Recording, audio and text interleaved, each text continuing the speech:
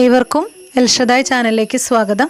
ഞാനിന്ന് ക്ലാസ് എടുക്കുന്നത് economics related ആയിട്ടുള്ള പ്രധാനപ്പെട്ട ക്വസ്റ്റ്യൻസ് ആണ്. അപ്പോൾ നമുക്ക് എത്രയും പെട്ടെന്ന് തന്നെ ക്ലാസ്സിലേക്ക് പോവാം. നമ്മൾ എക്കണോമിക്സ് റിലേറ്റഡ് ആയിട്ട് ഇങ്ങനെ എക്സ്പെക്റ്റഡ് ക്വസ്റ്റ്യൻസുമായി ബന്ധപ്പെട്ട് ഒത്തിരിയധികം വീഡിയോസ് ചെയ്തിട്ടുണ്ട്. നിങ്ങൾ പ്ലേലിസ്റ്റിൽ പോയിട്ട് എക്കണോമിക്സ് എന്ന ഭാഗത്തിൽ നോക്കിക്കഴിഞ്ഞാൽ കാണാനായിട്ട് സാധിക്കും. അപ്പോൾ നമുക്ക് ഈശ്വര പ്രാർത്ഥനയോടെ ഇന്നത്തെ ക്ലാസ് ആരംഭിക്കാം. പിന്നെ എന്നോട് ഒത്തിരി പേര് പറയുന്നുണ്ട് ഡിസ്പ്ലേയിൽ കാണിക്കാനായിട്ട്.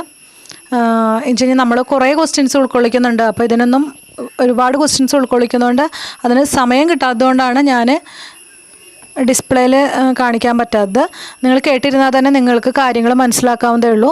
നമുക്ക് സിലബസ് ബേസ്ഡ് ഒത്തിരി ക്ലാസ്സുകളുണ്ട്. ആ ക്ലാസ്സുകളെല്ലാം തന്നെ ഡിസ്പ്ലേ ഒക്കെ ചെയ്തിട്ടാണ് ക്ലാസ് പറയുന്നത്. അപ്പോൾ ഇത്തരം എക്സ്പെക്റ്റഡ് ക്വസ്റ്റ്യൻസിൽ എനിക്ക് ടൈം ഉള്ളപ്പോൾ ഞാൻ അങ്ങനെ ചെയ്യാം. അല്ലാതെ നിങ്ങൾ കേട്ടിരുന്നാൽ തന്നെ കാര്യങ്ങൾ മനസ്സിലാക്കാവുന്നതേ ഉള്ളൂ. വളരെ ശ്രദ്ധയോടെ കേട്ടിരിക്കുക. അപ്പോൾ നമുക്ക് ഈശ്വര പ്രാർത്ഥനയോടെ ഇന്നത്തെ ക്ലാസ് ആരംഭിക്കാം. ഏകദേശം ഒരു 50 ക്വസ്റ്റ്യനാണ് ഈ ഒരു ക്ലാസ്സിലും ഞാൻ ഉൾക്കൊള്ളിക്കാൻ ശ്രമിക്കുന്നത്. വളരെ ശ്രദ്ധയോടെ കേട്ടിരിക്കുക. ആദ്യത്തെ ക്വസ്റ്റ്യൻ, ജവഹർ റോസ്കർ യോജന ആരംഭിച്ച പ്രധാനമന്ത്രി. ജവഹർ റോസ്കർ യോജന ആരംഭിച്ച പ്രധാനമന്ത്രി ആരാണ്? രാജീവ് ഗാന്ധിയാണ്. ജവഹർ റോസ്കർ യോജന ആരംഭിച്ച പ്രധാനമന്ത്രി രാജീവ് ഗാന്ധിയാണ്. ജവഹർ റോസ്കർ യോജന ആരംഭിച്ച പ്രധാനമന്ത്രിയാണ് രാജീവ് ഗാന്ധി. അടുത്ത ക്വസ്റ്റ്യൻ, ഇന്ത്യയിൽ ആദ്യമായി പഞ്ചായത്തി രാജ് സംവിധാനത്തിന് തുടക്കം കുറിച്ച സംസ്ഥാനം. രാജസ്ഥാനാണ്. ഇന്ത്യയിൽ ആദ്യമായി പഞ്ചായത്തി രാജ് സംവിധാനത്തിന് തുടക്കം കുറിച്ച സംസ്ഥാനം രാജസ്ഥാനാണ്. അടുത്ത ക്വസ്റ്റ്യൻ, അന്താരാഷ്ട്ര മാർക്കറ്റിലെ വ്യാപാരികൾക്ക് ധനസഹായം നൽകുന്ന ബാങ്ക്. അന്താരാഷ്ട്ര മാർക്കറ്റിലെ വ്യാപാരികൾക്ക് ധനസഹായം നൽകുന്ന ബാങ്ക് എക്സിം ബാങ്കാണ്. എക്സ്പോർട്ട് ഇമ്പോർട്ട് എന്നൊക്കെ പറഞ്ഞാൽ എക്സ്പോർട്ട് ആൻഡ് ഇമ്പോർട്ട് ബാങ്കാണ്. അത് എക്സിം ബാങ്കാണ്. 1982 ജനുവരി 1 സ്ഥാപിതമായതാണ്. അപ്പോൾ എന്താണ്? അന്താരാഷ്ട്ര മാർക്കറ്റിലെ വ്യാപാരികൾക്ക് ധനസഹായം നൽകുന്ന ബാങ്ക് എക്സിം ബാങ്കാണ്. ഓർത്ത് വയ്ക്കുക, അന്താരാഷ്ട്ര മാർക്കറ്റിലെ വ്യാപാരികൾക്ക് ധനസഹായം നൽകുന്ന ബാങ്ക് എക്സിം ബാങ്കാണ്. അടുത്ത ക്വസ്റ്റ്യൻ, നബാർഡിൻ്റെ ആസ്ഥാനം. നബാർഡിൻ്റെ ആസ്ഥാനം മുംബൈ ആണ്. നബാർഡിൻ്റെ ആസ്ഥാനം മുംബൈ ആണ്. അപ്പോൾ നമ്മളിപ്പോൾ നേരത്തെ പറഞ്ഞ ക്വസ്റ്റ്യൻ, അന്താരാഷ്ട്ര മാർക്കറ്റിലെ വ്യാപാരികൾക്ക് ധനസഹായം നൽകുന്ന ബാങ്കാണ് എക്സിം ബാങ്ക്. പിന്നെ നബാർഡിൻ്റെ ആസ്ഥാനം ഏതാണ്? മുംബൈ ആണ്. അടുത്ത ക്വസ്റ്റ്യൻ, ആരുടെ ശുപാർശ പ്രകാരമാണ് റിസർവ് ബാങ്ക് രൂപവൽക്കരിച്ചത്? ആരുടെ ശുപാർശ പ്രകാരമാണ് റിസർവ് ബാങ്ക് രൂപവൽക്കരിച്ചത്? 1926 ഹിൽട്ടൺ യങ് കമ്മീഷൻ്റെ ശുപാർശ പ്രകാരമാണ്. എന്താണ്? 1926 ഹിൽട്ടൺ യങ് കമ്മീഷൻ്റെ ശുപാർശ പ്രകാരമാണ് റിസർവ് ബാങ്ക് രൂപവൽക്കരിച്ചത്. ഇമ്പോർട്ടൻ്റ് ആയിട്ടൊരു ക്വസ്റ്റ്യൻ ആണ്. അടുത്ത ക്വസ്റ്റ്യൻ, ലൈഫ് ഇൻഷുറൻസ് കോർപ്പറേഷൻ്റെ ആസ്ഥാനം. LICയുടെ ലൈഫ് ഇൻഷുറൻസ് കോർപ്പറേഷൻ്റെ ആസ്ഥാനം മുംബൈ ആണ്.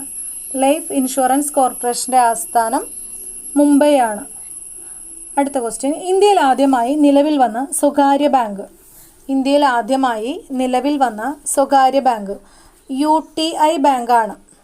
ഇന്ത്യയിൽ ആദ്യമായി നിലവിൽ വന്ന സ്വകാര്യ ബാങ്കാണ് UTI ബാങ്ക്. ഇന്ത്യയിൽ ആദ്യമായി നിലവിൽ വന്ന സ്വകാര്യ ബാങ്ക് ഏതാണ്? UTI ബാങ്കാണ്. അടുത്ത ക്വസ്റ്റ്യൻ, നോർത്ത് മലബാർ ഗ്രാമീൺ ബാങ്കിൻ്റെ ആസ്ഥാനം കണ്ണൂരാണ്. നോർത്ത് മലബാർ ഗ്രാമീൺ ബാങ്കിൻ്റെ ആസ്ഥാനം കണ്ണൂരാണ്. എന്നാൽ സൗത്ത് മലബാർ ഗ്രാമീൺ ബാങ്കിൻ്റെ ആസ്ഥാനം മലപ്പുറമാണ്. അപ്പോൾ നോർത്ത് മലബാർ ഗ്രാമീൺ ബാങ്കിൻ്റെ ആസ്ഥാനം ചോദിച്ചു കഴിഞ്ഞാൽ കണ്ണൂരും, സൗത്ത് മലബാർ ഗ്രാമീൺ ബാങ്കിൻ്റെ ആസ്ഥാനം ചോദിച്ചു കഴിഞ്ഞാൽ മലപ്പുറമാണ്. നോർത്ത് മലബാർ ഗ്രാമീൺ ബാങ്കിൻ്റെ ആസ്ഥാനം കണ്ണൂരാണ്. സൗത്ത് മലബാർ ഗ്രാമീൺ ബാങ്കിൻ്റെ ആസ്ഥാനം ഏതാണ്? മലബാറാണ്. നോർത്ത് മലബാർ ഗ്രാമീൺ ബാങ്ക് കണ്ണൂരും, സൗത്ത് ഏതാണ്? സൗത്ത് മലബാർ ഗ്രാമീൺ ബാങ്ക് മലപ്പുറമാണ്. അടുത്ത ക്വസ്റ്റ്യൻ, ദശാംശ നാണയ സമ്പ്രദായം ഇന്ത്യയിൽ ആദ്യമായി ഏർപ്പെടുത്തിയ വർഷം. 1957 ദശാംശ നാണയ സമ്പ്രദായം ഇന്ത്യയിൽ ആദ്യമായി ഏർപ്പെടുത്തിയ വർഷം 1957. ദശാംശ നാണയ സമ്പ്രദായം ഇന്ത്യയിൽ ആദ്യമായി ഏർപ്പെടുത്തിയ വർഷമാണ് 1957. അടുത്ത ക്വസ്റ്റ്യൻ, LIC സ്ഥാപിതമായത് 1956. നമ്മൾ പറഞ്ഞു LICയുടെ ആസ്ഥാനം എവിടെയാണ്? മുംബൈ ആണ്. LIC സ്ഥാപിതമായത് 1956. LIC സ്ഥാപിതമായത് 1956 LICയുടെ ആസ്ഥാനം, ലൈഫ് ഇൻഷുറൻസ് കോർപ്പറേഷൻ്റെ ആസ്ഥാനം എവിടെയാണ്? മുംബൈയാണ്. അടുത്ത ക്വസ്റ്റ്യൻ, ഇൻഷുറൻസ് മേഖലയിലെ സ്വകാര്യവത്കരണത്തെക്കുറിച്ച് റിപ്പോർട്ട് നൽകാൻ നിയുക്തമായ കമ്മിറ്റി. ഇൻഷുറൻസ് മേഖലയിലെ സ്വകാര്യവൽക്കരണത്തെക്കുറിച്ച് റിപ്പോർട്ട് നൽകാൻ നിയുക്തമായ കമ്മിറ്റിയാണ് മൽഹോത്ര കമ്മിറ്റി. ഇൻഷുറൻസ് മേഖലയിലെ സ്വകാര്യവൽക്കരണത്തെക്കുറിച്ച് റിപ്പോർട്ട് ചെയ്യാൻ നിയുക്തമായ കമ്മിറ്റിയാണ് മൽഹോത്ര കമ്മിറ്റി. അടുത്ത ക്വസ്റ്റ്യൻ, സിൽവർ റവല്യൂഷൻ അഥവാ വെള്ളി വിപ്ലവം എന്തുമായി ബന്ധപ്പെട്ടിരിക്കുന്നു? സിൽവർ റവല്യൂഷൻ അഥവാ വെള്ളി വിപ്ലവം എന്തുമായി ബന്ധപ്പെട്ടിരിക്കുന്നു? മുട്ട ഉൽപ്പാദനവുമായി ബന്ധപ്പെട്ടാണ്. സിൽവർ റവല്യൂഷൻ അഥവാ വെള്ളി വിപ്ലവം എന്തുമായി ബന്ധപ്പെട്ടിരിക്കുന്നു? മുട്ട ഉൽപ്പാദനവുമായി ബന്ധപ്പെട്ടിരിക്കുന്നു. അടുത്ത ക്വസ്റ്റ്യൻ, ഏറ്റവും അധികം റീജിയണൽ റൂറൽ ബാങ്കുകൾ നിലവിലുള്ളത് ഏത് സംസ്ഥാനത്താണ്? ഏറ്റവും അധികം റീജിയണൽ റൂറൽ ബാങ്കുകൾ നിലവിലുള്ളത് ഏത് സംസ്ഥാനത്താണ്? എവിടെയാണ്? ഉത്തർപ്രദേശിലാണ്. ഏറ്റവും കൂടുതൽ റീജിയണൽ റൂറൽ ബാങ്കുകളുള്ളത് ഉത്തർപ്രദേശിലാണ്. ഇന്ത്യയിലെ ഏറ്റവും കൂടുതൽ റീജിയണൽ റൂറൽ ബാങ്കുകൾ നിലവിലുള്ളത് ഉത്തർപ്രദേശാണ്. അടുത്ത ക്വസ്റ്റ്യൻ, ഇന്ത്യയിൽ ലീഡ് ബാങ്കിങ് സ്കീം നടപ്പിലാക്കിയ കമ്മിറ്റി. ഇന്ത്യയിൽ ലീഡ് ബാങ്ക് സ്കീം നടപ്പിലാക്കിയ കമ്മിറ്റി നരിമാൻ കമ്മിറ്റിയാണ്. 1969 നരിമാൻ കമ്മിറ്റിയാണ് ഇന്ത്യയിൽ ലീഡ് ബാങ്ക് സ്കീം നടപ്പിലാക്കിയത്. ഇന്ത്യയിൽ ലീഡ് ബാങ്ക് സ്കീം നടപ്പിലാക്കിയത് നരിമാൻ കമ്മിറ്റിയാണ്. അടുത്ത ക്വസ്റ്റ്യൻ, റിസർവ് ബാങ്കിൻ്റെ ആദ്യ ഗവർണർ സർ ഓസ്ബോൺ ആർക്കൽ സ്മിത്താണ്. റിസർവ് ബാങ്കിൻ്റെ ആദ്യ ഗവർണർ ചോദിച്ചു കഴിഞ്ഞാൽ സർ ഓസ്ബോൺ ആർക്കൽ സ്മിത്താണ്. എന്നാൽ റിസർവ് ബാങ്കിൻ്റെ ആദ്യ ഇന്ത്യൻ ഗവർണർ ചോദിച്ചു കഴിഞ്ഞാൽ CD ദേശ്മുഖാണ്. CD ദേശ്മുഖാണ് റിസർവ് ബാങ്കിൻ്റെ ആദ്യ ഇന്ത്യൻ ഗവർണർ. ഇതെന്താ പറഞ്ഞത്? റിസർവ് ബാങ്കിൻ്റെ ആദ്യ ഗവർണർ അതാരാ? സർ ഓസ്ബോൺ ആർക്കൽ സ്മിത്താണ്. സർ ഓസ്ബോൺ സ്മിത്ത് എന്നാണ് നമ്മൾ പഠിക്കാറ്. അദ്ദേഹത്തിൻ്റെ മുഴുവൻ പേരാണ് സർ ഓസ്ബോൺ ആർക്കൽ സ്മിത്ത്. അപ്പോൾ ഓസ്ബോൺ സ്മിത്താണ് റിസർവ് ബാങ്കിൻ്റെ ആദ്യ ഗവർണർ. എന്നാൽ റിസർവ് ബാങ്കിൻ്റെ ആദ്യ ഇന്ത്യൻ ഗവർണർ ചോദിച്ചു കഴിഞ്ഞാൽ CD ദേശ്മുഖാണ്. അടുത്ത question, reserve bank of India സ്ഥാപിതമായ വർഷം 1935. റിസർവ് ബാങ്ക് ഓഫ് ഇന്ത്യ സ്ഥാപിതമായ വർഷം 1935. എന്നാൽ ഈ റിസർവ് ബാങ്ക് ഓഫ് ഇന്ത്യയുടെ ആക്ട് നിലവിൽ വന്ന എപ്പോഴാണ്? അതിന് തൊട്ട് മുമ്പുള്ള കൊല്ലം 1934. അപ്പോൾ 35 റിസർവ് ബാങ്ക് സ്ഥാപിതമായത്. ഇതൊക്കെ PSCയുടെ ഒരു സ്ഥിരം ചോദ്യങ്ങളിൽ ഇപ്പോൾ അടുത്തുള്ള PSCകളിലല്ല, മുൻകാലങ്ങളിലൊക്കെ ഇപ്പോഴും ചോദിച്ചിരുന്നതാണ്. റിസർവ് ബാങ്ക് സ്ഥാപിതമായ വർഷമൊക്കെ 1935. ആക്ട് പാസ്സായത് 1934. കേരളത്തിൽ റിസർവ് ബാങ്കിൻ്റെ ശാഖ സ്ഥിതി ചെയ്യുന്നത്, അല്ലെങ്കിൽ കേരളത്തിൽ റിസർവ് ബാങ്കിൻ്റെ ആസ്ഥാനം എന്ന് ചോദിച്ചു കഴിഞ്ഞാലും ഏതാണ്? തിരുവനന്തപുരമാണ്. കേരളത്തിൽ റിസർവ് ബാങ്കിൻ്റെ ശാഖ സ്ഥിതി ചെയ്യുന്നത് തിരുവനന്തപുരമാണ്. ഇന്ത്യയുടെ കേന്ദ്ര ബാങ്ക് എന്നറിയപ്പെടുന്നത് ഏതാണ്? റിസർവ് ബാങ്കാണ്. ഇന്ത്യയുടെ കേന്ദ്ര ബാങ്ക് റിസർവ് ബാങ്കാണ്. റിസർവ് ബാങ്ക് ഓഫ് ഇന്ത്യ ദേശസാൽക്കരിച്ചത് 1949. അപ്പോൾ നമ്മൾ പഠിച്ചിട്ടുണ്ട് 1969 ബാങ്ക് ദേശസാൽക്കരണം നടന്നത് എന്നൊക്കെ. പക്ഷേ റിസർവ് ബാങ്ക് ദേശസാൽക്കരിച്ചത് എപ്പോഴാണ്? 1949. വർഷം ഇമ്പോർട്ടൻ്റ് ആണ്. റിസർവ് ബാങ്ക് ഓഫ് ഇന്ത്യ ദേശസാൽക്കരിച്ചത് 1949. അടുത്ത ക്വസ്റ്റ്യൻ, കേവല ദാരിദ്ര്യം 10 വർഷം കൊണ്ട് ഇല്ലായ്മ ചെയ്യാൻ കേരള സർക്കാർ ആരംഭിച്ച പദ്ധതി കുടുംബശ്രീ പദ്ധതിയാണ്. 1998 മെയ് 17 ആരംഭിച്ച കുടുംബശ്രീ പദ്ധതിയാണ് കേവല ദാരിദ്ര്യം 10 വർഷം കൊണ്ട് ഇല്ലായ്മ ചെയ്യാൻ കേരള സർക്കാർ ആരംഭിച്ചൊരു പദ്ധതിയാണത്.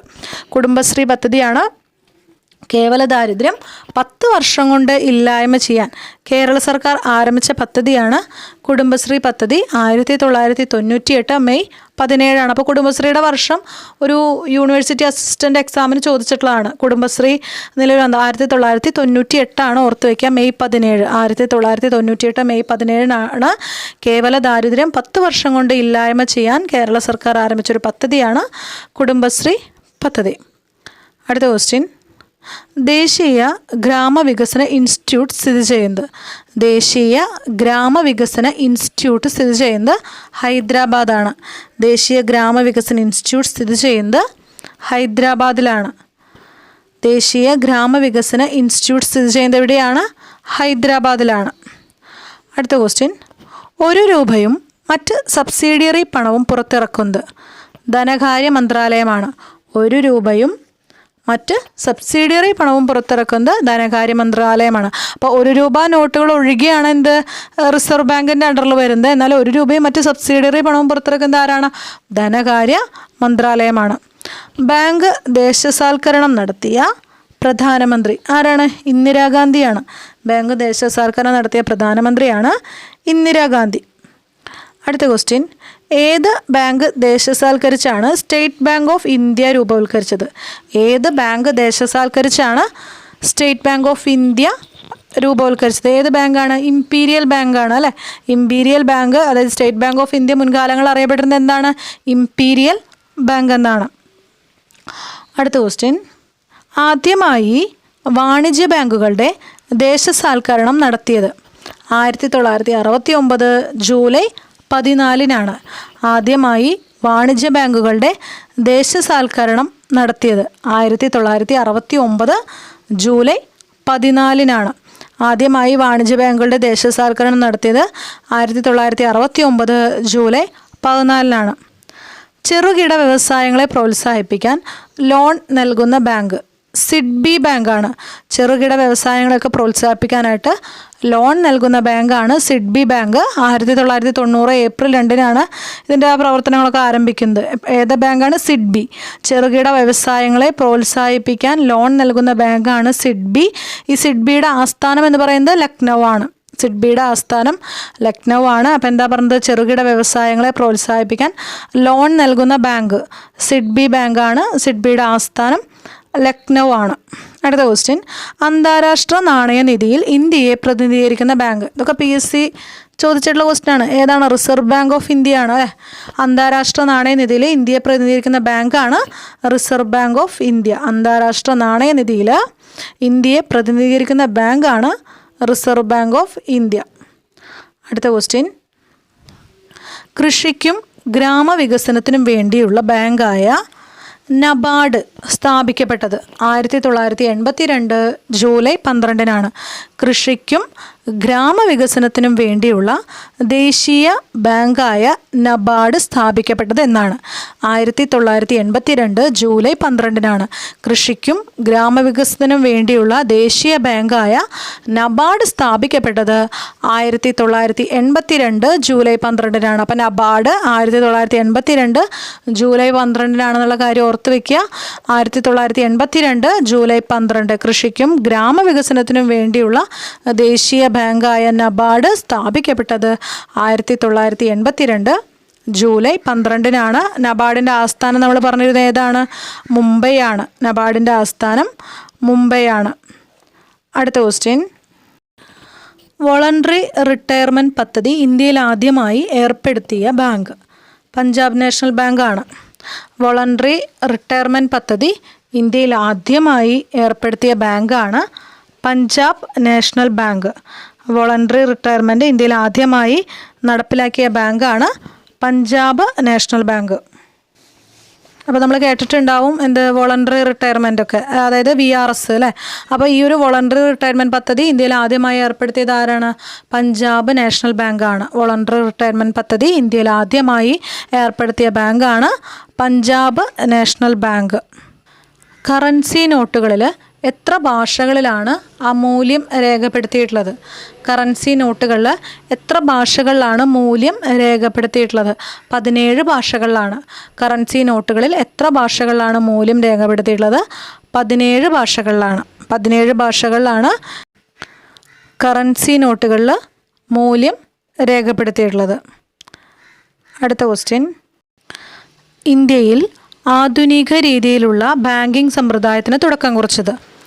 ബാങ്ക് ഓഫ് ഹിന്ദുസ്ഥാനാണ്. ഇന്ത്യയിൽ ആധുനിക രീതിയിലുള്ള ബാങ്കിങ് സമ്പ്രദായത്തിന് തുടക്കം കുറിച്ചത് ബാങ്ക് ഓഫ് ഹിന്ദുസ്ഥാനാണ്. ഇന്ത്യയിൽ ആധുനിക രീതിയിലുള്ള ഒരു ബാങ്കിങ് സമ്പ്രദായത്തിന് തുടക്കം കുറിച്ചത് ബാങ്ക് ഓഫ് ഹിന്ദുസ്ഥാനാണ്. 1770 1770 ഇന്ത്യയിൽ ആദ്യമായി ആധുനിക രീതിയിലുള്ള ബാങ്കിങ് സമ്പ്രദായത്തിന് തുടക്കം കുറിച്ചത്. അടുത്ത ക്വസ്റ്റ്യൻ, മുനിസിപ്പൽ അതിർത്തി കടന്നു വരുന്ന ചരക്ക് വാഹനങ്ങൾക്ക് ഏർപ്പെടുത്തുന്ന നികുതി അറിയപ്പെടുന്നത്? മുനിസിപ്പൽ അതിർത്തി കടന്നു വരുന്ന ചരക്ക് വാഹനങ്ങൾക്ക് ഏർപ്പെടുത്തുന്ന നികുതി അറിയപ്പെടുന്നത് ഒക്ട്രോയ് എന്നാണ്. ഒക്ട്രോയ്. അപ്പോൾ മുനിസിപ്പൽ അതിർത്തി കടന്നു വരുന്ന ചരക്ക് വാഹനങ്ങൾക്ക് ഏർപ്പെടുത്തുന്ന നികുതിയാണ് എന്തെന്ന് ഒക്ട്രോയ് എന്നറിയപ്പെടുന്നത്. അടുത്ത ക്വസ്റ്റ്യൻ, ധനബില്ലുകൾ അവതരിപ്പിക്കുന്നത് ഏത് സഭയിലാണ്? എവിടെയാണ്? ലോകസഭയിലാണ്. ധനകാര്യ ബില്ലുകൾ അവതരിപ്പിക്കുന്നത് ലോകസഭയിലാണ്. അടുത്ത ക്വസ്റ്റ്യൻ, കാർഷിക പദ്ധതി എന്നറിയപ്പെടുന്ന പഞ്ചവത്സര പദ്ധതി ഏതാണ്? ഒന്നാം പഞ്ചവത്സര പദ്ധതിയാണ്. എന്നാൽ വ്യാവസായിക പദ്ധതി എന്നറിയപ്പെടുന്ന പഞ്ചവത്സര പദ്ധതി ഏതാണ്? രണ്ടാം പഞ്ചവത്സര പദ്ധതിയാണ്. അപ്പോൾ കാർഷിക പദ്ധതി അത് പലവട്ടം PSC ചോദിച്ചിട്ടുള്ളതാണ്. ഇപ്പം അടുത്ത കാലത്തൊന്നല്ല, മുൻകാലങ്ങളിൽ ഒരുപാട് തവണ റിപ്പീറ്റഡ് ക്വസ്റ്റ്യൻ ആണ്. അപ്പോൾ എന്താണ് കാർഷിക പദ്ധതി എന്നറിയപ്പെടുന്ന പഞ്ചവത്സര പദ്ധതി ഏതാണ്? ഒന്നാം പഞ്ചവത്സര പദ്ധതി. അടുത്ത ക്വസ്റ്റ്യൻ, ഇന്ത്യയിൽ ആദ്യമായി ഓൺലൈൻ ലോട്ടറി ആരംഭിച്ച സംസ്ഥാനം? ഇന്ത്യയിൽ ആദ്യമായിട്ട് ഓൺലൈൻ ലോട്ടറി ആരംഭിച്ച സംസ്ഥാനം സിക്കിമാണ്. ഇന്ത്യയിൽ ആദ്യമായി ഓൺലൈൻ ലോട്ടറി ആരംഭിച്ച സംസ്ഥാനമാണ് സിക്കിം. അടുത്ത ക്വസ്റ്റ്യൻ, അർഹനായ വ്യക്തിക്ക് തന്നെ പണം ലഭിക്കുന്നുവെന്ന് ഉറപ്പുവരുത്താൻ നൽകുന്ന ചെക്ക്? അർഹനായ വ്യക്തിക്ക് തന്നെ പണം ലഭിക്കുന്നുവെന്ന് ഉറപ്പുവരുത്താൻ നൽകുന്ന ചെക്കാണ് ക്രോസ്ഡ് ചെക്ക്. നമുക്കറിയാം ചെക്കിൻ്റെ ആ ഒരു സൈഡിലായിട്ട് ക്രോസ് ചെയ്തിട്ടല്ലേ, അപ്പോൾ അത് ക്രോസ്ഡ് ചെക്കാണ്. അർഹനായ, അപ്പോൾ ആ ഒരു വ്യക്തി തന്നെ ബാങ്കിൽ ചെന്നാലാണ് ആ ഒരു ചെക്ക് കൈമാറ്റം നടക്കുകയുള്ളൂ. അപ്പോൾ എന്താണ് അർഹനായ വ്യക്തിക്ക് തന്നെ പണം ലഭിക്കുന്നുവെന്ന് ഉറപ്പുവരുത്താൻ നൽകുന്ന ചെക്കാണ് ക്രോസ്ഡ് ചെക്ക്. അടുത്ത ക്വസ്റ്റ്യൻ, സാമ്പത്തിക നോബൽ സമ്മാനം നേടിയ ആദ്യ ഇന്ത്യക്കാരൻ ആരാണ്? അമർത്യാസെനാണ്. സാമ്പത്തിക നോബൽ സമ്മാനം നേടിയ ആദ്യ ഇന്ത്യക്കാരൻ അമർത്യാസെനാണ്. അടുത്ത ക്വസ്റ്റ്യൻ, പ്രതിശീർഷ വരുമാനം അതായത് പെർ ക്യാപിറ്റ ഇൻകം ഏറ്റവും കൂടുതലുള്ള ഇന്ത്യൻ സംസ്ഥാനം? പ്രതിശീർഷ വരുമാനം അല്ലെങ്കിൽ ആളോഹരി വരുമാനം എന്നൊക്കെ പറയും. അത് ഏറ്റവും കൂടുതലുള്ള ഇന്ത്യൻ സംസ്ഥാനം ഏതാണ്? ഗോവയാണ്. പ്രതിശീർഷ വരുമാനം ഏറ്റവും കൂടുതലുള്ള ഇന്ത്യൻ സംസ്ഥാനമാണ് ഗോവ. അടുത്ത ക്വസ്റ്റ്യൻ, വിദേശ വിനിമയത്തിൻ്റെ സൂക്ഷിപ്പുകാരൻ എന്നറിയപ്പെടുന്നത് ആരാണ്? റിസർവ് ബാങ്ക് ഓഫ് ഇന്ത്യയാണ്. വിദേശ വിനിമയത്തിൻ്റെ സൂക്ഷിപ്പുകാരൻ എന്നറിയപ്പെടുന്നത് റിസർവ് ബാങ്ക് ഓഫ് ഇന്ത്യയാണ്. പിന്നെ നമ്മൾ പറഞ്ഞിരുന്നത് എന്താണ്? അന്താരാഷ്ട്ര നാണയനിധിയിൽ ഇന്ത്യയെ പ്രതിനിധാനം ചെയ്യുന്നത് ആരാണ്? റിസർവ് ബാങ്ക് ഓഫ് ഇന്ത്യയാണ്. പിന്നെ ബാങ്കുകളുടെ ബാങ്ക് എന്നറിയപ്പെടുന്നത് ആരെയാണ്? റിസർവ് ബാങ്ക് ഓഫ് ഇന്ത്യയാണ്. അതൊക്കെ നമുക്ക് അറിയുന്ന ക്വസ്റ്റ്യൻ തന്നെയാണ്. കേന്ദ്ര ബാങ്ക് ലഭ്യമാക്കുന്ന വായ്പയുടെ അളവ് നിയന്ത്രിക്കുന്ന നയം എന്താണ്? നാണ്യനയമാണ്. കേന്ദ്ര ബാങ്ക് ലഭ്യമാക്കുന്ന വായ്പയുടെ അളവ് നിയന്ത്രിക്കുന്ന നയമാണ് നാണ്യനയം. അടുത്ത ക്വസ്റ്റ്യൻ, സമാധാനത്തിന് നോബൽ സമ്മാനം നേടിയിട്ടുള്ള ഒരേയൊരു കൃഷി ശാസ്ത്രജ്ഞൻ? സമാധാനത്തിന് നോബൽ സമ്മാനം നേടിയിട്ടുള്ള ഒരേയൊരു കൃഷി ശാസ്ത്രജ്ഞനാണ് നോർമൻ ബോർലോഗ്. നോർമൻ ബോർലോഗാണ് സമാധാനത്തിന് നോബൽ സമ്മാനം നേടിയിട്ടുള്ള ഒരേയൊരു കൃഷി ശാസ്ത്രജ്ഞൻ, നോർമൻ ബോർലോഗ്. അടുത്ത ക്വസ്റ്റ്യൻ, സെൻട്രൽ സ്റ്റാറ്റിസ്റ്റിക്കൽ ഓർഗനൈസേഷൻ്റെ സ്ഥാപകൻ മഹൽനോബിസാണ്. മഹൽനോബിസാണ് സെൻട്രൽ സ്റ്റാറ്റിസ്റ്റിക്കൽ ഓർഗനൈസേഷൻ്റെ സ്ഥാപകൻ. സെൻട്രൽ സ്റ്റാറ്റിസ്റ്റിക്കൽ ഓർഗനൈസേഷൻ്റെ സ്ഥാപകൻ ആരാണ്? മഹൽനോബിസാണ്. അടുത്തത്, കാർഷികോൽപ്പന്നങ്ങളുടെ ഗുണനിലവാരം ഉറപ്പുവരുത്തുന്ന മുദ്ര അഗ്മാർക്കാണ്. കാർഷികോൽപ്പന്നങ്ങളുടെ ഗുണനിലവാരം ഉറപ്പുവരുത്തുന്ന മുദ്രയാണ് അഗ്മാർക്ക്. അഗ്മാർക്കാണ് കാർഷികോൽപ്പന്നങ്ങളുടെ ഗുണനിലവാരം ഉറപ്പുവരുത്തുന്ന മുദ്ര. അടുത്ത ക്വസ്റ്റ്യൻ, നികുതിയുക്തമല്ലാത്ത വാണിജ്യത്തെ പരിശോധിക്കുന്ന ആക്ട്? നികുതിയുക്തമല്ലാത്ത വാണിജ്യത്തെ പരിശോധിക്കുന്ന ആക്റ്റാണ് ചോദിച്ചിട്ടുള്ളത്. MRTP ആക്റ്റാണ്. MRTP ആക്റ്റാണ് നികുതിയുക്തമല്ലാത്ത വാണിജ്യത്തെ പരിശോധിക്കുന്ന ആക്ട്. നികുതിയുക്തമല്ലാത്ത വാണിജ്യത്തെ പരിശോധിക്കുന്ന ആക്ട് MRTP ആക്റ്റാണ്. നികുതിയുക്തമല്ലാത്ത വാണിജ്യത്തെ പരിശോധിക്കുന്ന ആക്റ്റാണ് MRTP ആക്ട്. അടുത്ത ക്വസ്റ്റ്യൻ, ഗ്രാമസഭകളുടെ സമ്മേളനത്തിൽ അധ്യക്ഷം വഹിക്കുന്നത് പഞ്ചായത്ത് പ്രസിഡൻ്റാണ്. ഗ്രാമസഭകളുടെ സമ്മേളനത്തിൽ അധ്യക്ഷം വഹിക്കുന്നത് പഞ്ചായത്ത് പ്രസിഡൻ്റാണ്. ലോകത്തിലെ ഏറ്റവും വലിയ ഓഹരി വിപണി സ്ഥിതി ചെയ്യുന്നത് എവിടെയാണ്? ടോക്കിയോ ആണ്. ലോകത്തിലെ ഏറ്റവും വലിയ ഓഹരി വിപണി സ്ഥിതി ചെയ്യുന്നത് എവിടെയാണ്? ടോക്കിയോ ആണ്. ലോകത്തിലെ ഏറ്റവും വലിയ ഓഹരി വിപണി സ്ഥിതി ചെയ്യുന്നത് എവിടെയാണ്? ടോക്കിയോയിലാണ്. അടുത്ത ക്വസ്റ്റ്യൻ, ജനകീയ ആസൂത്രണത്തിൻ്റെ പുതിയ പേര്? കേരള വികസന പദ്ധതി എന്നാണ്. ജനകീയ ആസൂത്രണത്തിൻ്റെ പുതിയ പേരാണ് കേരള വികസന പദ്ധതി.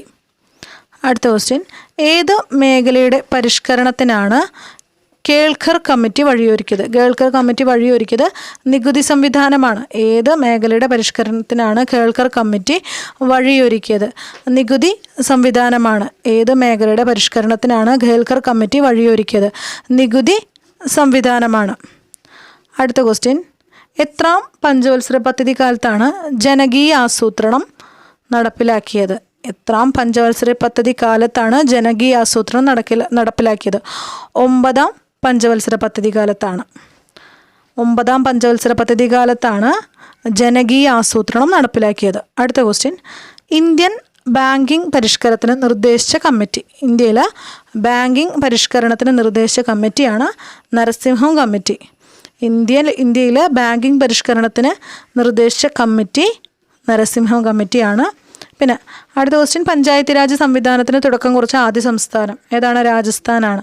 പഞ്ചായത്ത് രാജ് സംവിധാനത്തിന് തുടക്കം കുറിച്ച ആദ്യ സംസ്ഥാനം രാജസ്ഥാനാണ്. അടുത്ത ക്വസ്റ്റ്യൻ, സമ്പദ് വ്യവസ്ഥയുടെ കാവൽക്കാരൻ എന്നറിയപ്പെടുന്നത്? സമ്പദ് വ്യവസ്ഥയുടെ കാവൽക്കാരൻ എന്നറിയപ്പെടുന്നത് കംട്രോളർ ആൻഡ് ഓഡിറ്റർ ജനറലാണ്. സമ്പദ് വ്യവസ്ഥയുടെ കാവൽക്കാരൻ എന്നറിയപ്പെടുന്നത് കംട്രോളർ ആൻഡ് ഓഡിറ്റർ ജനറൽ എന്നാണ്. അടുത്ത ക്വസ്റ്റ്യൻ, ഇന്ത്യക്ക് ഏറ്റവും കൂടുതൽ വിദേശ നാണ്യം നേടിത്തരുന്ന കയറ്റുമതി ഇനം? ഇന്ത്യക്ക് ഏറ്റവും കൂടുതൽ വിദേശ നാണ്യം നേടിത്തരുന്ന കയറ്റുമതി ഇനമാണ് തുണിത്തരങ്ങൾ. ഇന്ത്യയിലെ ഏറ്റവും കൂടുതൽ വിദേശ നാണ്യം നേടിത്തരുന്ന കയറ്റുമതി ഇനമാണ് തുണിത്തരങ്ങൾ. അടുത്ത ക്വസ്റ്റ്യൻ, കാർഷിക വിളകളുടെ വില നിശ്ചയിക്കുവാൻ യൂറോപ്യൻ ഇക്കണോമിക് കമ്മ്യൂണിറ്റി നിലവിൽ കൊണ്ടുവന്ന ഏകീകൃത വിനിമയ നിരക്ക് ഗ്രീൻ കറൻസി റേറ്റ് ആണ്. കാർഷിക വിപ്ലവങ്ങളുടെ വില നിശ്ചയിക്കാൻ യൂറോപ്യൻ ഇക്കണോമിക് കമ്മ്യൂണിറ്റി നിലവിൽ കൊണ്ടുവന്ന ഏകീകൃത വിനിമയ നിരക്കാണ് green currency rate. Green currency rate ആണ് കാർഷിക വിപ്ലവങ്ങളുടെ വില നിശ്ചയിക്കാൻ യൂറോപ്യൻ ഇക്കണോമിക് കമ്മ്യൂണിറ്റി നിലവിൽ കൊണ്ടുവന്ന ഏകീകൃത വിനിമയ നിരക്ക്. കാർഷിക വിളകളുടെ വില നിശ്ചയിക്കാൻ യൂറോപ്യൻ ഇക്കണോമിക് കമ്മ്യൂണിറ്റി നിലവിൽ കൊണ്ടുവന്ന ഏകീകൃത വിനിമയ നിരക്കാണ് ഗ്രീൻ കറൻസി റേറ്റ്. അടുത്ത ക്വസ്റ്റ്യൻ, പഞ്ചായത്തി രാജ് സംവിധാനം നടപ്പിലാക്കിയ ആദ്യ ദക്ഷിണേന്ത്യൻ സംസ്ഥാനം? പഞ്ചായത്ത് രാജ് സംവിധാനം നടപ്പിലാക്കിയ ആദ്യ ഇന്ത്യൻ സംസ്ഥാനം ചോദിച്ചു കഴിഞ്ഞാൽ നമ്മൾ രാജസ്ഥാൻ എന്ന് പറഞ്ഞു.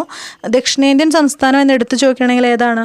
ആന്ധ്രാപ്രദേശാണ്. പഞ്ചായത്ത് രാജ് സംവിധാനം നടപ്പിലാക്കിയ ആദ്യ ദക്ഷിണേന്ത്യൻ സംസ്ഥാനം ആന്ധ്രാപ്രദേശാണ്. അടുത്ത ക്വസ്റ്റ്യൻ, ഹരിത വിപ്ലവത്തിലൂടെ ഏറ്റവും മെച്ചമുണ്ടാക്കിയ നാണ്യവിള? കരിമ്പാണ്. ഹരിത വിപ്ലവത്തിലൂടെ ഏറ്റവും മെച്ചമുണ്ടാക്കിയ നാണ്യവിളയാണ് കരിമ്പ്. അടുത്ത ക്വസ്റ്റ്യൻ, സ്വതന്ത്ര വ്യാപാര മേഖലയുള്ള ഒരേയൊരു വേലിയേറ്റ തുറമുഖം? കണ്ട്ലയാണ്. കണ്ട്ലയാണ് സ്വതന്ത്ര വ്യാപാര മേഖലയിലുള്ള ഒരേയൊരു വേലിയേറ്റ തുറമുഖം.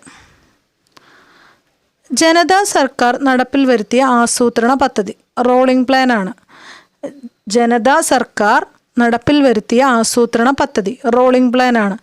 ജനതാ സർക്കാർ നടപ്പിൽ വരുത്തിയ ആസൂത്രണ പദ്ധതിയാണ് റോളിംഗ് പ്ലാൻ. ജനതാ സർക്കാർ നടപ്പിൽ വരുത്തിയ ആസൂത്രണ പദ്ധതി റോളിംഗ് പ്ലാൻ ആണ്. റോളിംഗ് പ്ലാൻ ആണ് ജനതാ സർക്കാർ നടപ്പിൽ വരുത്തിയ ആസൂത്രണ പദ്ധതി. ദേശസാൽക്കരിക്കപ്പെട്ടതിന് ശേഷം ഇംപീരിയൽ ബാങ്ക് ഓഫ് ഇന്ത്യയുടെ പേര് എന്താണ്? സ്റ്റേറ്റ് ബാങ്ക് ഓഫ് ഇന്ത്യ ആണ്. ഞാൻ മുന്നമേ പറഞ്ഞിരുന്നു സ്റ്റേറ്റ് ബാങ്ക് ഓഫ് ഇന്ത്യയുടെ ആദ്യത്തെ പേരെന്താണ്? ഇംപീരിയൽ ബാങ്ക് ആണ് എന്നാണ്. അപ്പോൾ ദേശസാൽക്കരിക്കപ്പെട്ടതിന് ശേഷം ഇംപീരിയൽ ബാങ്ക് ഓഫ് ഇന്ത്യയുടെ പേര് സ്റ്റേറ്റ് ബാങ്ക് ഓഫ് ഇന്ത്യ എന്നാണ്. അടുത്ത ക്വസ്റ്റ്യൻ, ഒന്നിൽ കൂടുതൽ കമ്പനികൾ ഒരുമിച്ച് ഒരു പുതിയ കമ്പനി ഉണ്ടാക്കുന്ന പ്രക്രിയ അറിയപ്പെടുന്നത് അമാൽഗമേഷൻ എന്നാണ്. ഒന്നിൽ കൂടുതൽ കമ്പനികൾ ഒരുമിച്ച് ഒരു പുതിയ കമ്പനി ഉണ്ടാക്കുന്ന പ്രക്രിയയാണ് അമാൽഗമേഷൻ. അമാൽഗമേഷൻ എന്നാണ് ഒന്നിൽ കൂടുതൽ കമ്പനികൾ ഒരുമിച്ച് ഒരു പുതിയ കമ്പനി ഉണ്ടാക്കുന്ന പ്രക്രിയ അറിയപ്പെടുന്നതാണ് അമാൽഗമേഷൻ. അടുത്ത ക്വസ്റ്റ്യൻ, ഭരണഘടനയുടെ ഏത് ആർട്ടിക്കിളിലാണ് ധനകാര്യ കമ്മീഷൻ ഉൾപ്പെട്ടിരിക്കുന്നത്? 280 ആർട്ടിക്കിളിലാണ്. ഭരണഘടനയുടെ ഏത് ആർട്ടിക്കിളിലാണ് ധനകാര്യ കമ്മീഷൻ ഉൾപ്പെട്ടിരിക്കുന്നത്? 280 ആർട്ടിക്കിളിലാണ്. ഇമ്പോർട്ടൻ്റ് ആണ്. 280 ആർട്ടിക്കിളിലാണ് ധനകാര്യ കമ്മീഷൻ ഉൾപ്പെട്ടിരിക്കുന്നത്. അടുത്ത ക്വസ്റ്റ്യൻ, നാഷണൽ ഡെവലപ്മെൻറ്റ് കൗൺസിൽ രൂപവത്കരിക്കപ്പെട്ടതെന്ന്? 1952 നാഷണൽ ഡെവലപ്മെൻറ്റ് കൗൺസിൽ രൂപവത്കരിക്കപ്പെട്ടത് 1952. അപ്പോൾ ഞാനിന്ന് ഇത്രയും ക്വസ്റ്റ്യൻസേ ഉൾക്കൊള്ളിക്കുന്നുള്ളൂ. 50 ക്വസ്റ്റ്യനിലൊക്കെ അധികം 60 മേലെ ക്വസ്റ്റ്യൻസ് നമ്മൾ ഈ ഒരു ക്ലാസ്സിൽ പറഞ്ഞിട്ടുണ്ട്. ഇനിയും പറഞ്ഞു കഴിഞ്ഞാൽ ബുദ്ധിമുട്ടാണ്. കാരണം നിങ്ങൾക്ക് അത്രയും കാര്യങ്ങൾ പെട്ടെന്ന് അത്രയും നേരം ക്ലാസ് ആകുമ്പോൾ നിങ്ങൾക്ക് ബോറടിക്കും. അതുകൊണ്ട് തന്നെ ഇത്രയും ക്വസ്റ്റ്യൻസേ ഉൾപ്പെടുത്തുന്നുള്ളൂ. അപ്പോൾ ഇങ്ങനെ എക്കണോമിക്സ്, അതുപോലെ പൊളിറ്റിക്സ്, അങ്ങനെ ഓരോ വിഷയത്തിൻ്റെയും എക്സ്പെക്റ്റഡ് ക്വസ്റ്റ്യൻസിൻ്റെ ക്ലാസ്സുകൾ ഞാൻ ഒത്തിരി ചെയ്തിട്ടുണ്ട്. നിർബന്ധമായും കാണണം. കാരണം എന്താണെന്ന് വെച്ച് കഴിഞ്ഞാൽ PSC ചോദിച്ചിട്ടുള്ളതും ഇനി സാധ്യത ക്വസ്റ്റ്യൻസാണ് നമ്മൾ ആ ഒരു ക്ലാസ്സിലൊക്കെ ഷെയർ ചെയ്തിട്ടുള്ളത്. അതായത് സിലബസ് എടുത്ത് പഠിക്കുന്നത് നല്ലതാണ്, എങ്കിൽ കൂടി എക്സ്പെക്റ്റഡ് ക്വസ്റ്റ്യൻസിൻ്റെ വീഡിയോസ് മിസ് ചെയ്യാതെ കാണുക. കാരണം PSCയുടെ സ്വഭാവം അനുസരിച്ച് ഒരുപാട് റിപ്പീറ്റഡ് ക്വസ്റ്റ്യൻസ് പിന്നെയും ചോദിക്കുന്നതാണ്. അപ്പോൾ ഇത്തരം ക്ലാസ്സുകൾ മിസ് ചെയ്യാതെ നിർബന്ധമായിട്ട് കണ്ടിരിക്കണം. കാരണം എനിക്ക് ചിലപ്പോൾ സ്ക്രീനിൽ നിങ്ങൾക്ക് കാണിക്കാൻ പറ്റുന്നില്ല, എങ്കിൽ കൂടി ഞാൻ ഒത്തിരി തവണ റിപ്പീറ്റ് ചെയ്തിട്ടാണ് ഈ ഒരു ക്വസ്റ്റ്യൻ ഒക്കെ പറയുന്നത്. അപ്പോൾ നിങ്ങളുടെ മെമ്മറിയിൽ നിൽക്കും. നിങ്ങളൊന്ന് കേട്ടിരുന്നാൽ തന്നെ മതി. നിങ്ങൾക്ക് പരീക്ഷാ പേപ്പറിൽ അത് കാണുമ്പോൾ തീർച്ചയായിട്ടും ഓർമ്മ വരും. അപ്പോൾ 1-2 വട്ടം വീഡിയോ ഇടയ്ക്കുള്ള ദിവസങ്ങളൊക്കെ ആയിട്ടൊന്ന് വാച്ച് ചെയ്യുക. അതാണ് റിപ്പീറ്റേഷനാണ് നമുക്ക് ഏറ്റവും കൂടുതൽ ഓർമ്മ നിൽക്കാനുള്ള ഒറ്റ മാർഗ്ഗമുള്ളൂ. അപ്പോൾ നന്നായി പഠിക്കുക. എല്ലാ പ്രിയ സുഹൃത്തുക്കൾക്കും ശുഭഭാവി നേരുന്നു. എല്ലാവരെയും ഈശ്വരൻ അനുഗ്രഹിക്കട്ടെ എന്ന് ആശംസിക്കുന്നു. Thank you.